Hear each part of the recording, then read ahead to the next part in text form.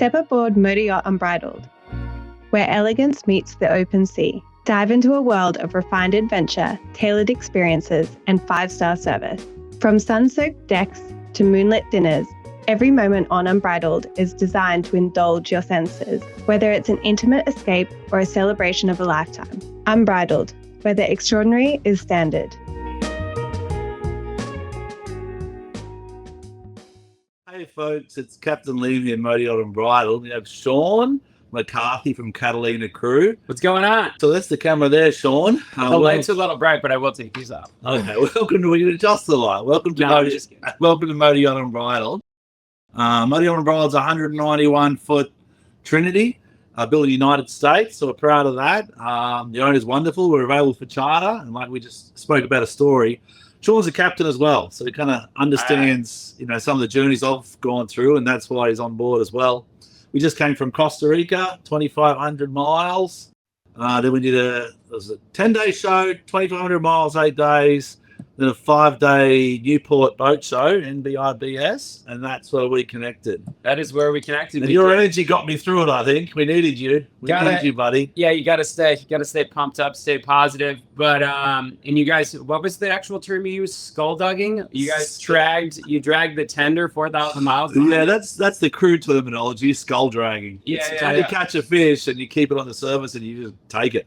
So 42 HCB we skull drag from Golfito, and I think, thank God, we're shipping it now we're shipping it to Port Angeles, Seattle, and then we go to Juneau, Alaska. How long are you going to be in Juneau, Alaska for? All summer. We got charters. We got 4 charters booked now. We got another month, about 3 more weeks available before you're starting to get into the early and late charters, which is still good, but a little bit cold. The early and late ones. So honestly, before, because we have a YouTube where we tour, the bigger boats around the world. Now we've done Monaco, West Palm Beach, Fort Lauderdale. I never even thought about the aspect of chartering in Alaska. Yeah. And then once the guys in Serengeti told me what they do, I was like, that's freaking awesome. Yeah, Captain Zach, he's world class. And yeah, he's big into spearfishing up there. So he's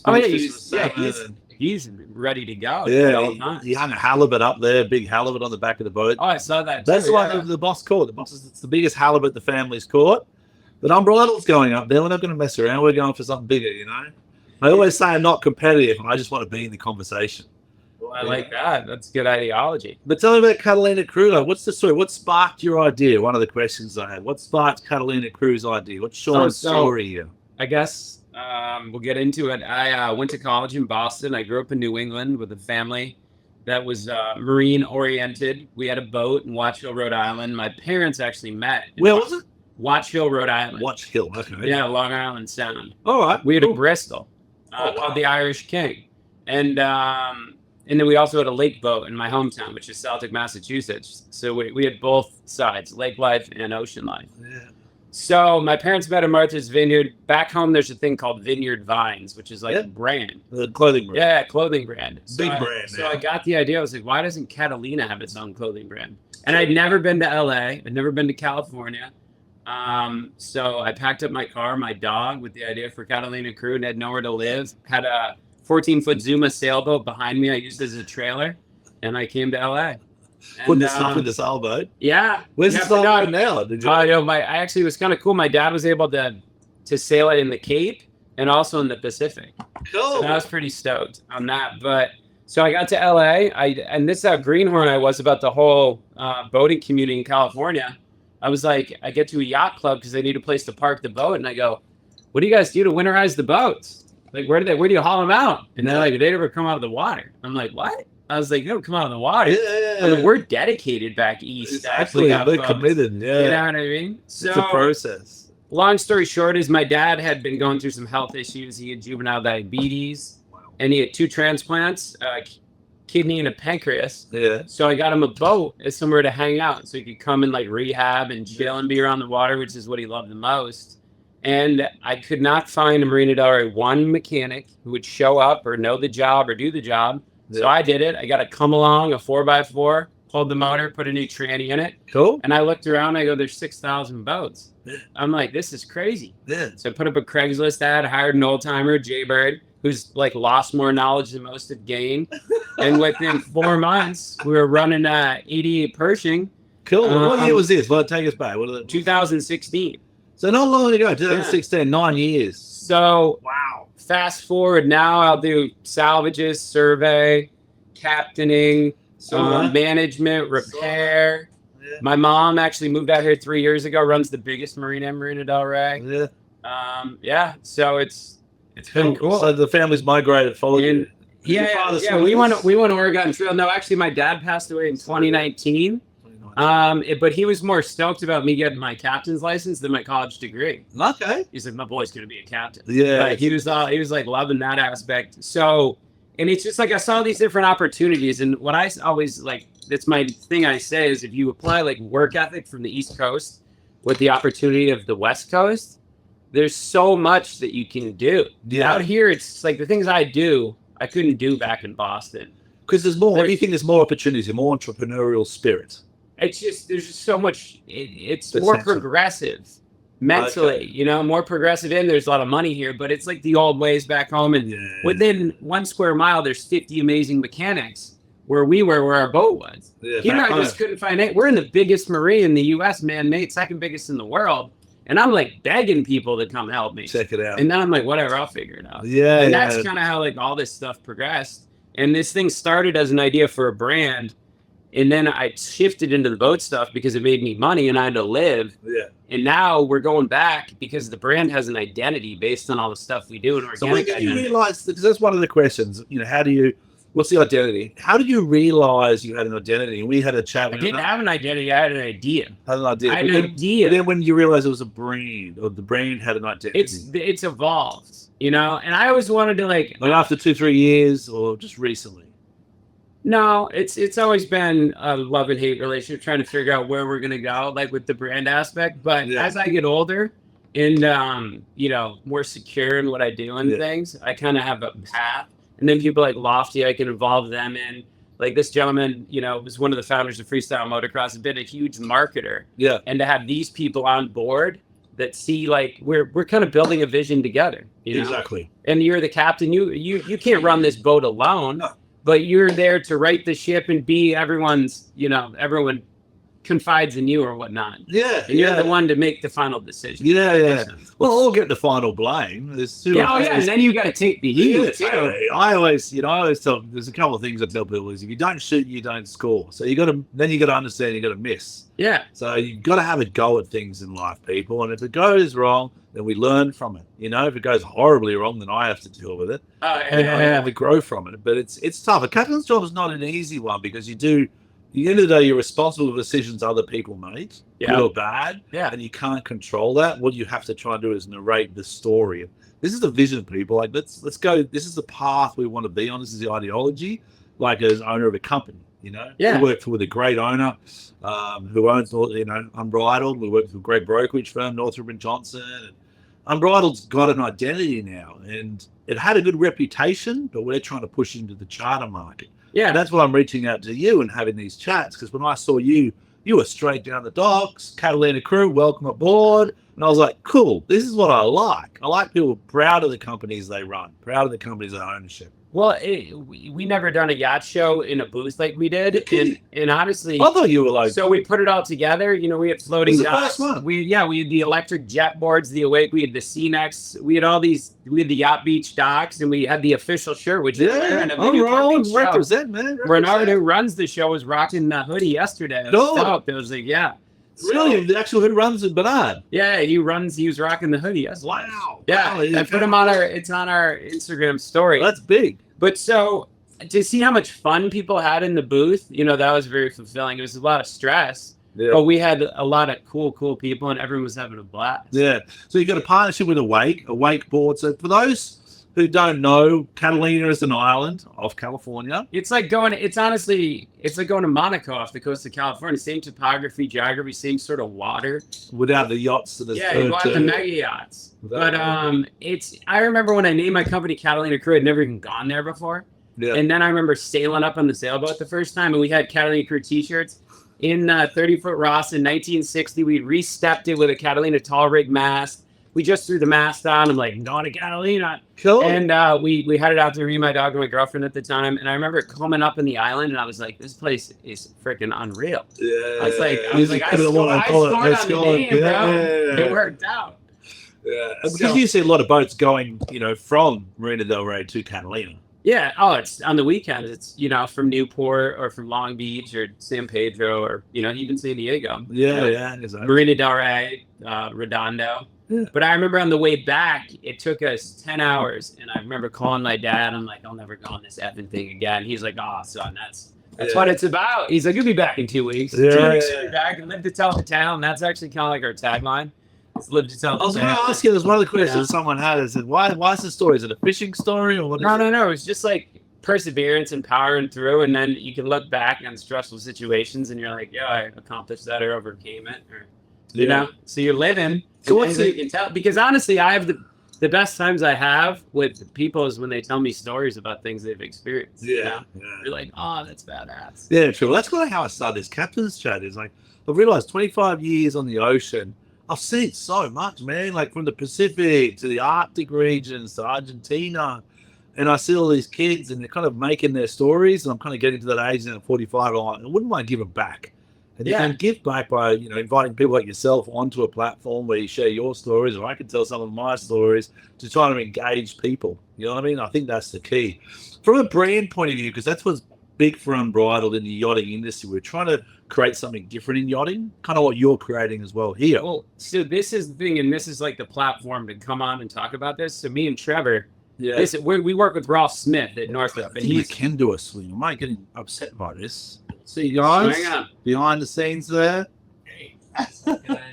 So we work with Rolf Smith, and we're kind of like his go-to guy in the Southern California area for captaining or taking over a boat or managing it or, going through it.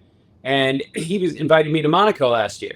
So that's a big I was like, let's go to Monaco. But then because I'm always thinking about progressive, like, how can we do this bigger? How can we do it? You know what I mean? Like, I just didn't want to just go to Monaco. So then I was like, well, me and him were talking. I'm like, well, maybe we'll apply for press passes because I got enough Instagram followers. Maybe they'll accept us. Then they did. Wow. And then we reached out to everyone on the yachts and we got tours lined up. And we really didn't know what we were going to do going into the tours.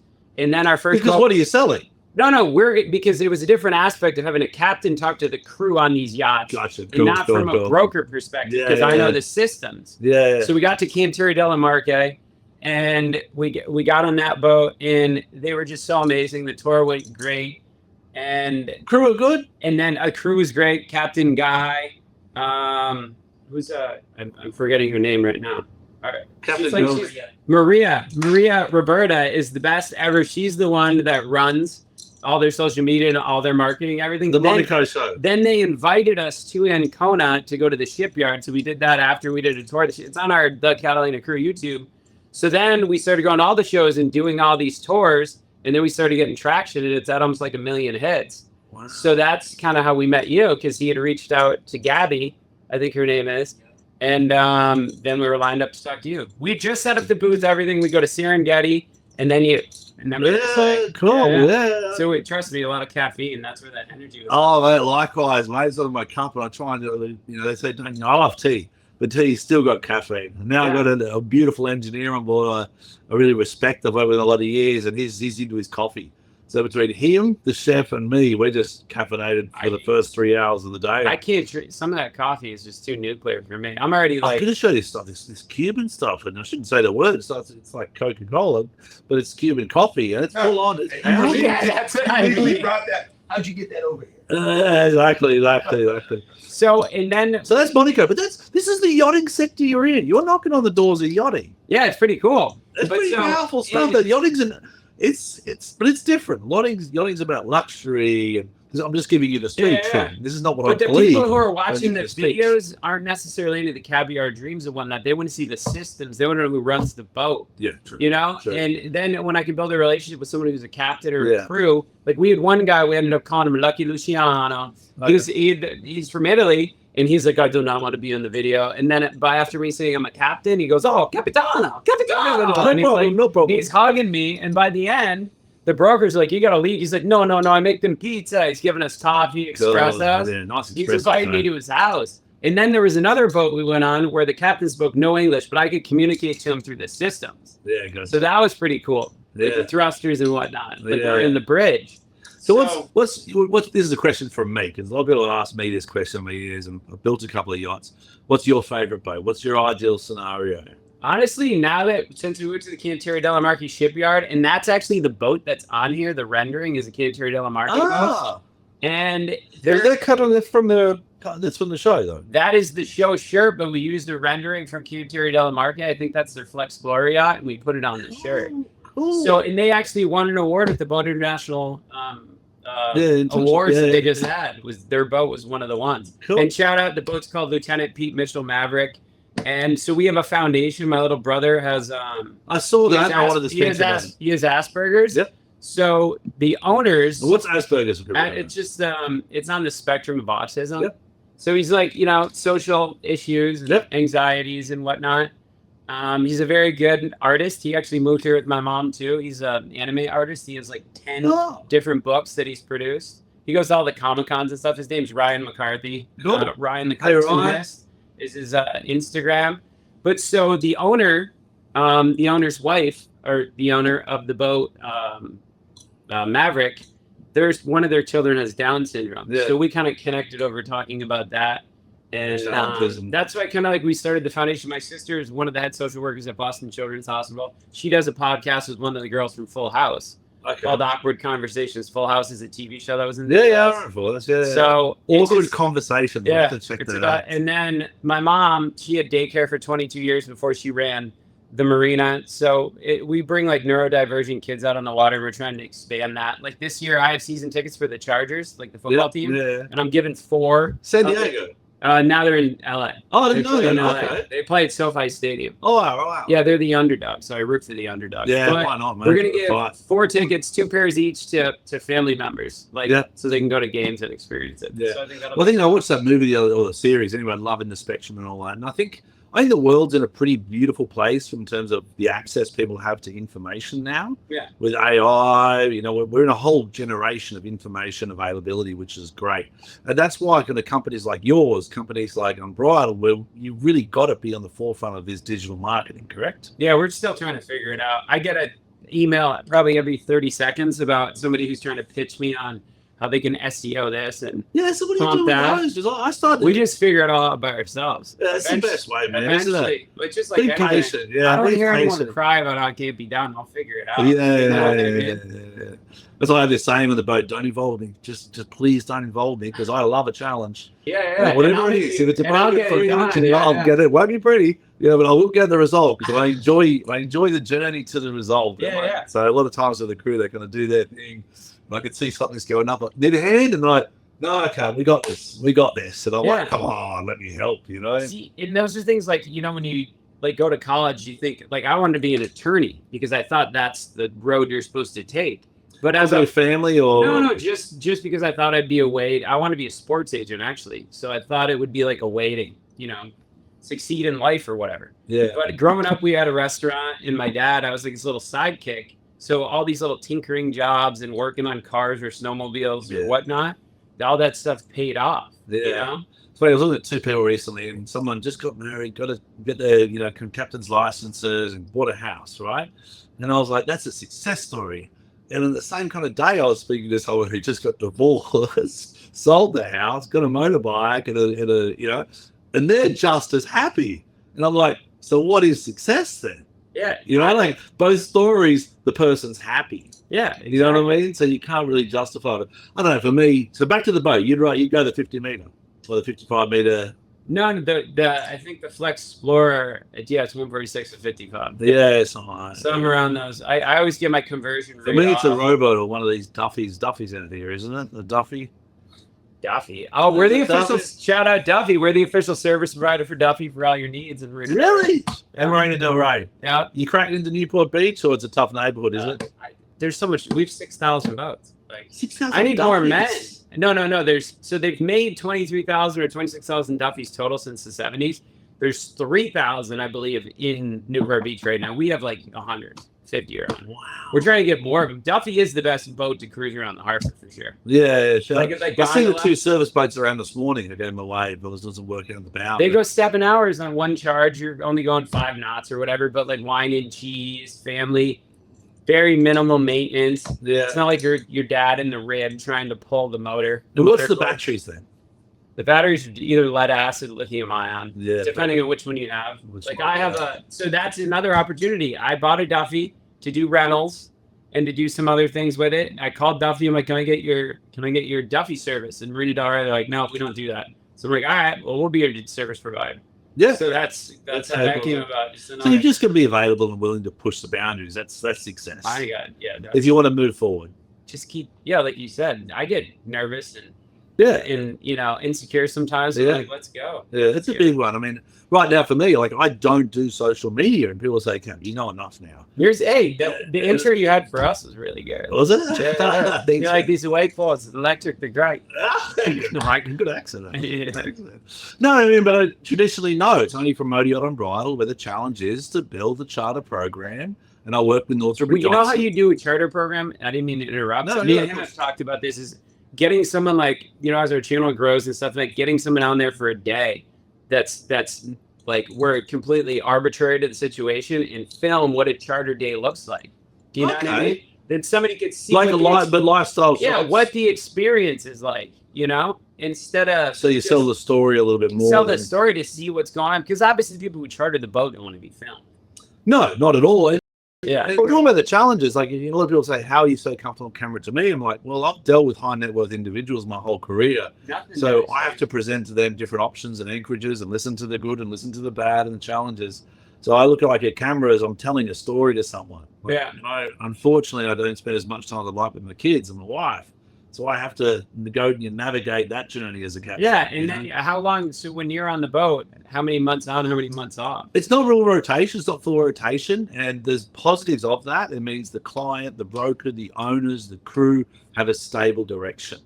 The negative is I don't spend as much time as I'd like with my family, but they do travel. We're currently in Montreal, Canada. They survived the first winter, which was tough because we're from Dominican Republic. My wife and kids are from Dominican. We lived there 15 years. But every 2 months for about a week or two, I go home, or if there's important dates to go home.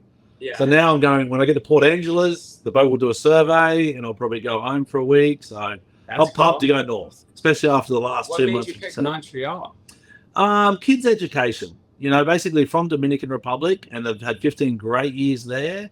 And we kind of looked to expand the horizons a little bit for our children. And I want to teach the kids life's not easy. Life isn't fair. It is fun. It's not all TikTok and rainbows. It's not all TikTok and rainbows. There's challenges. I don't want to be at sea every day. I want to be with my kids, but I have to make sacrifices. Yeah. So Montreal is in Quebec, and they speak French. Yeah. Children's first language is Spanish. Obviously, they speak English great. So the third language of French on top of that, with a French education and leaving high school and going into a university there, I think that will give them a lot of different opportunities globally, because they have 4 passports. They've got Australia, Ireland, Canada, Dominican already. Nice. And my son's mind's kind of quite broad in terms of his cultural understanding. He kind of wants to study in Germany. So I'm like, right, let's get you a couple of years in Canada, good education, and they've got great universities like Boston. Well, yeah, they have McGill. They have McGill. I know McGill. I know a couple of friends who went to McGill. Yeah. And it's a good life up there. Canadians, it's a good life up there. So, but my son and I take the train into Boston quite a bit. Boston, honestly, that was a place where it was like one of the best experiences to actually grow up as an adult from 18 to, like 28. I was in Boston. Area. Yeah, because we have most universities in the world are confined to there. So it's all same age, but we're all from different ideologies and different countries. Different universities. So you really get a melting pot and you get along with people, and you learn that where you're from isn't the whole center of the world. Exactly. I mean? That's probably if you want to hit it on the head, that's probably exactly why we're moving to Canada. Is because I love Australia. I'm from the East Coast in a little town called Byron Bay, which is a surf town. Yeah, man. I'm down for that. Yeah, it's a cool little town. But I travel the whole world thinking I'm going to find something like Byron. You know what I mean? And I found a place, Pavones, Costa Rica. If you ever get a chance to get down, we go down there in the summer. Write it down on the Google machine. Yeah, maybe it's the second longest left-hand wave in the world, and I reckon you'd love it down there. It's just full of good energy, chilled, still dirt roads, still an airport, like international airport, 6 hours drive away. It's just the middle of nowhere in the south coast of Costa Rica in the jungles. And I'm like, I think I've found a place. And then my wife's like, every time I travel to these places, they're like, no, here we go again. We've found a place, they're like yoga studio, a little, bit of solar panels, bit of water. I like that. What's next? I usually go on only for 15 minutes, but we've already gone for it because I'm loving it. Wait, so the whole interview is only 15 minutes? Usually it's a live feed, 15 minutes. Well, when he comes on our podcast, we do a solid 5 hours. Solid fucking hours. We're taking Rogan on with the solid 5 minutes. Cool. We gonna do a harbor cruise with it? Or? No, I would love to. So I'll come to Marina Del Rey. Yeah, Marina Del Rey would be cool. We're gonna take my speedboat out to Catalina next weekend, maybe. Cool. There's a lot. I'd see you out there. Well, we can do the yacht cast. We were cruising the 100-foot yacht around Marina Del Rey. Nice. Put up the neon sign. We'll have to get some fuel there. I think we get fuel in Marina Del Rey, correct? No, you get it at San Pedro, Yankovic. Okay. That's the one that's the cheaper one. Marina Del Rey is a little cost. More cost effective. Yeah. Actually, so segueing into that, so we're trying to move into some of the political ideologies of where we're from. We have 6,000 boats. Marina Del Rey was founded 60 years ago as a small craft harbor, but it's like a misnomer because how do you have almost 6,000 boats, but it's small craft? Yeah. And like the boat we're sitting on now, what would be nice we have the World Cup, the Super Bowl, and the Olympics coming. Yeah. 3 world-class events that are back to back to back. When's Super Bowl next year? Super Bowl is 2027, World Cup's 2026, and it all culminates with the Olympics. Yeah, awesome. So we got that idea again in Monaco. A lot of the yacht owners we want to be there for the Olympics. Can you guys accommodate that? And as of right now, the only dock we have is the one dock. It's the fuel dock. The fuel dock. And 200-foot long. What I do in boats, like I said, with salvages, we'll also get rid of abandoned boats. So what we're doing in Marina Del Rey and other harbors in California, I'm sure around the world, is pricing out these 30-foot sailboats. People can't afford the slip for $1,200 a month for a boat that's worth $500. Yeah, exactly. So we crush them and get, and recycle them and whatnot. So Cecile from Boat International Magazine, we did an interview with her, and that one's about to come out. Our podcast. Because she's there's a boat. She's a great lady. I love her.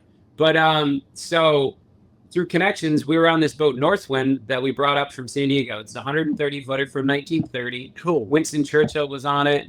That Queen. It was supposedly in the Battle of Dunkirk. It was the first boat on scene at the Exxon Valdez. Jackie Kennedy met Aristotle Onassis on this boat. What's the name of it? It's called Northwind. So it's now become the California Yacht Club temporary yacht because their club burned down. Yeah. And the owner was nice enough to donate it to the club so they could use it. He's a great guy. Yeah.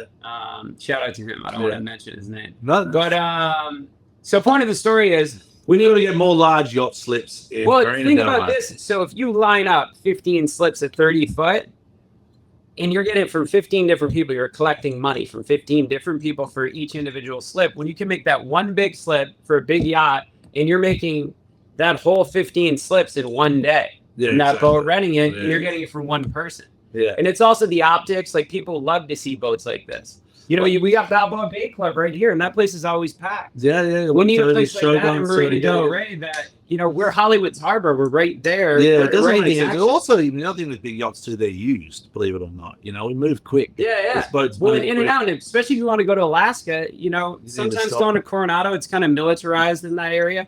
In Newport, it's very hard. Almost impossible to get a slip. Yeah. So being an intermediary in the West Coast, I think it would be beneficial. I think they should do the same thing. Yeah, I'm shocked. They're putting in these permanent slips here, and we go from there. Yeah, just some permanent slips. What's the future? We're going to wrap it up soon. What's the future? What is the future? Who said that? Catalina Crew. We got the question. And just living. Just living. Just roll with it. Going with it. Roll with it. The opportunities that Catalina Crew has afforded me, and the Awake Boards is a big one. Awake is cool. I love Awake. Yeah. Shout out to Michael. He was the temporary CEO that I started talking to in Monaco to do it. He's been on our podcast. Cool. And now they have a new guy in charge of Tice. We're working with him. He's a great guy. But just like these opportunities, we're going to build the brand.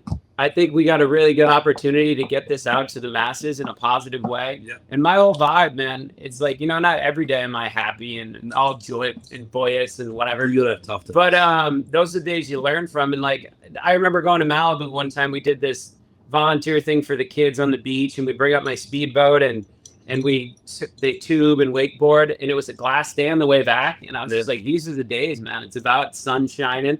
All those hard days we're getting the shit beat out of you. And well, that's why, even with this Captain Liam account and all that, for me, I'm loving the journey. And some days, like I say some tough things, and I'm like, oh, it was a tough day. It wasn't much fun.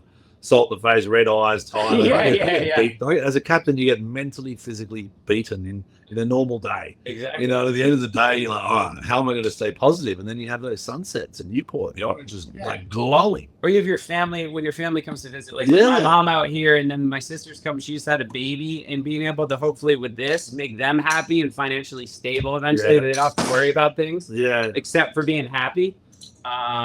You know, that's cool, man. So your whole family's out here. Your brother's out here. My sister's still outside of Boston with her husband. Okay. But I am. And home for you is Marina Del Rey. Home is Marina Del Rey. Cool, man. Cool. Started in Playa Del Rey and then moved to Marina Del Rey. All right. Well, so we went 5 minutes. Yeah. Well, you got another brother in the ocean, another captain, man. Oh, hey, we're gonna be kicking him. If you need anything, you let me know. We're coming back here every year. Probably, you know, every winter time we come back here September way. So, and then we head down south to Costa Rica. I'd love so you guys stay in Costa Rica, just chilling there? No. We got north. Charter program's pretty busy. We go to Alaska for the summer, and then you turn around, come back down, fuel fix, go back down to Costa Rica. And Costa Rica's got Cocos Islands, Galapagos, Panama, Belize, that's Central South America. Galapagos must be amazing. Yeah, so that's where we're going to be chartering down there. So, to wrap it up, how can people reach it? CatalinaCrew.com. It's down the bottom as well. Instagram is Catalina Crew. YouTube is the Catalina Crew. We were talking TikTok. I'm not a big TikToker, but we have an account, and it's got a little bit of a following. It's Catalina Crew, and cool. Just keep blasting out the Catalina Crew. And YouTube, correct me if I'm wrong, when you get to 100,000 free yacht cruise, we just threw it out there. We get 100,000 yachts. Like, I'm all about I don't go into anything thinking I'm going to get something monetarily. Yeah, that's one way you got to think of. Like, how can I get money out of this? That's how I build the best organic relationships. Yeah. And so, like, we want to give yacht cruises away to the kids. We're going to sponsor a Sea Scout week out in the camp. Cool. Like things like that. But when we get 100,000 subs on YouTube, we're going to give away a free yacht cruise. Cool. So follow, subscribe, like. All that good stuff.